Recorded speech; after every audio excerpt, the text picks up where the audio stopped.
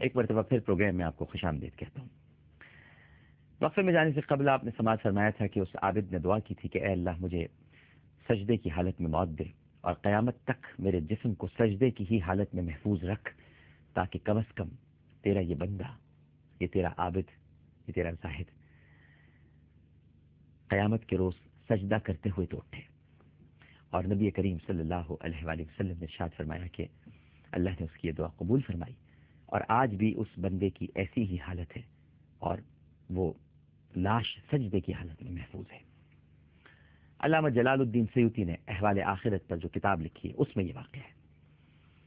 نبی کریم صلی اللہ علیہ وآلہ وسلم نے ارشاد فرمایا، جب اس کی روح نکل گئی اور بارگاہ الہی میں اس کی پیشی ہوئی تو حق تعالیٰ نے فرمایا، پروردگار نے ارشاد فرمایا، اے میرے بندے، میں نے اپنے فضل و کرم سے تجھے بخش دیا، تجھے جنت کا مقام رفیع عطا کیا، تو ابد الآباد تک اب چین میں رہ، اور ملائکہ کو حکم دیا کہ اس کو اتنا سکون عطا کرو، اس کو جنت میں لے جاؤ، یہ میرا مقبول بندہ ہے، میں نے اس کو اپنے فضل و کرم سے نجات دے دی ہے۔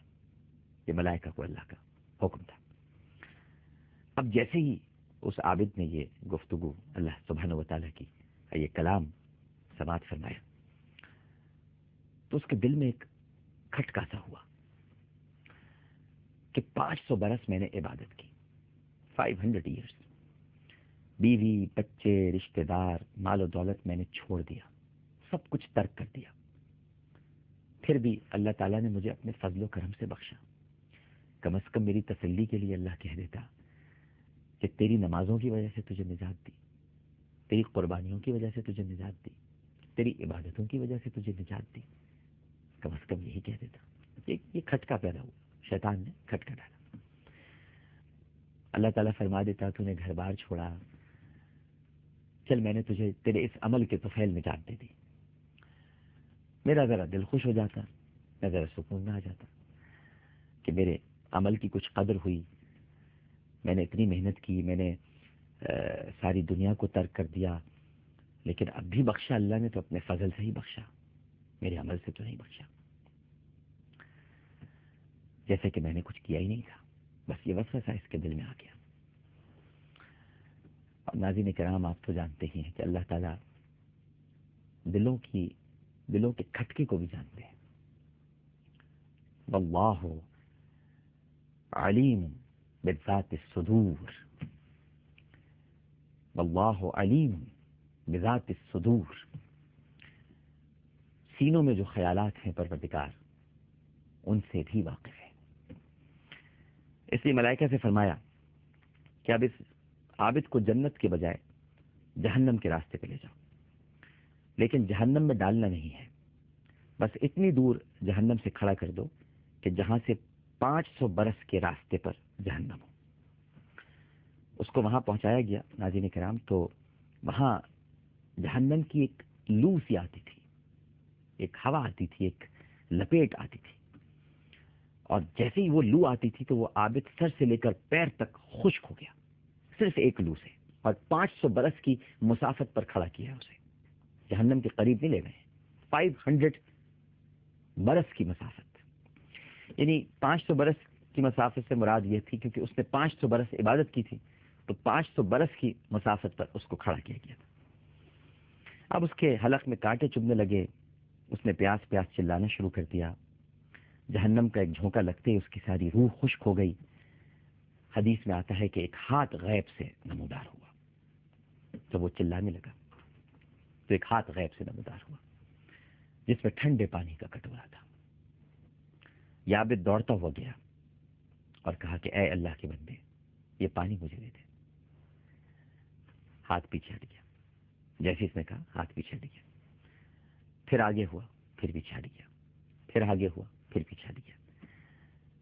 اس نے کہا خدا کے لیے مجھے پانی دے دے۔ آواز آئی، پانی تو مل سکتا ہے مگر اس کی قیمت ہے، قیمت چکا دو، پانی مل جائے گا۔ اس عابد نے پوچھا کہ بھائی کیا قیمت ہے؟ تو آواز آئی کہ 500 برس کی عبادت جو خالصتاً کی ہو، وہ ادا کر دو، تمہیں پانی کا یہ کٹورا مل جائے گا۔ اس نے کہا کہ ہاں، میں نے 500 برس کی عبادت کی ہے، بالکل، میں نے خالصتاً 500 برس کی عبادت کی ہے، یہ میں دیتا ہوں تمہیں 500 برس کی عبادت، بس تم مجھے یہ کٹورا دے دو پانی کا تاکہ میں اس کو پی لوں۔ پانی پیا، کچھ دم میں دم آیا۔ جب بندہ کچھ تھوڑا پرسکون ہوا تو اللہ سبحانہ و تعالیٰ نے ملائکہ کو حکم دیا کہ اس عابد کو اب ہمارے سامنے لاؤ، پیش کرو اسے۔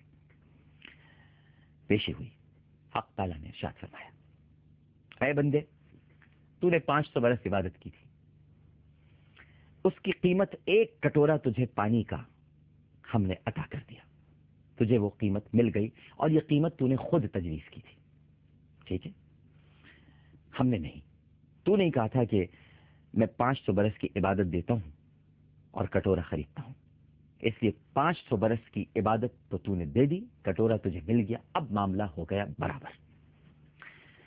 اب ان لاکھوں کٹوروں پانی کا حساب دو جو دنیا میں تو نے پیے، اور ان کے بدلے میں تو کیا عمل لے کے آیا، اور وہ جو دنیا میں تو نے لاتعداد اناروں کے دانے کھائے ہیں، ایک ایک دانے کا حساب دے کہ ان دانوں کے بدلے میں تو نے کتنے سجدے کیے، کتنے رکوع کیے، کتنی عبادتیں کی، کتنے قیام کیے۔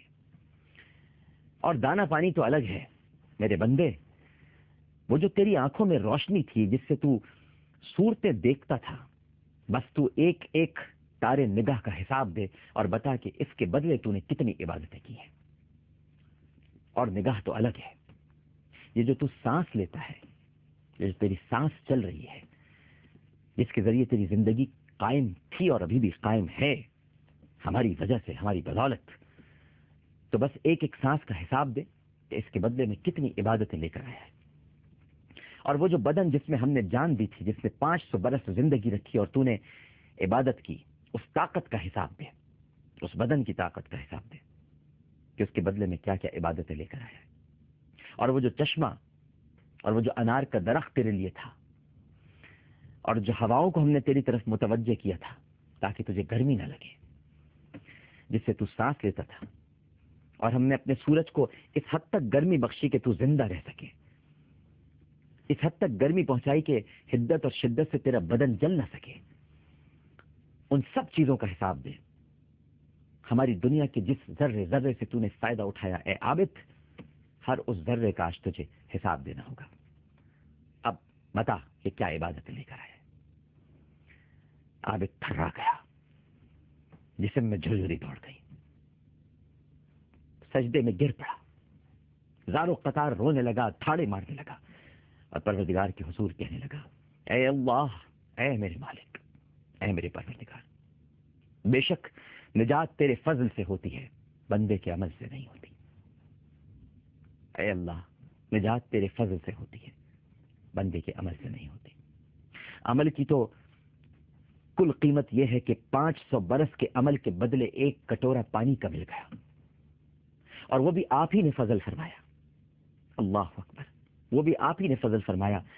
اگر آپ یوں فرماتے کہ کٹورا اسے ملے گا جس نے 1,00,000 برس کی عبادت کی ہے، تو میں وہ کٹورا بھی نہیں خرید سکتا تھا، کیونکہ میرے پاس تو صرف 500 برس کی عبادت تھی۔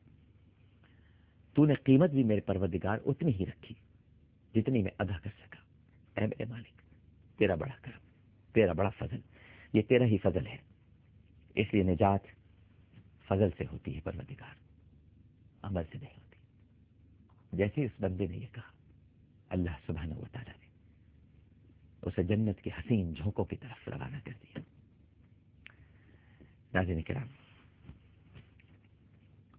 یاد رکھیے کہ ہمیشہ اللہ سے اس کا فضل مانگیے، کبھی بھی عدل مت مانگیے گا۔ عدل کر دیا تو کہیں منہ دکھانے کے قابل نہیں رہیں گے۔ ستار العیوب ہے، پردہ پوشی کی دعا کیجیے اور فضل مانگیے۔ پروگرام پیش کرتے ہوئے کوئی غلطی، کوئی سہو تو اپنے رب کے حضور معافی کا خواستگار اور توبہ کا طلبگار ہوں، اور میری کوئی بات آپ کو بری لگی ہو، طبیعت پہ گرہ گزری ہو، آپ سے بھی معافی مانگتا ہوں۔ عامر لیاقت حسین کو اجازت دیجیے، انشاءاللہ اگر زندگی رہی کل اسی وقت، اسی چینل پر، اسی پروگرام کے ساتھ دوبارہ حاضر ہوگا۔ اللہ حافظ۔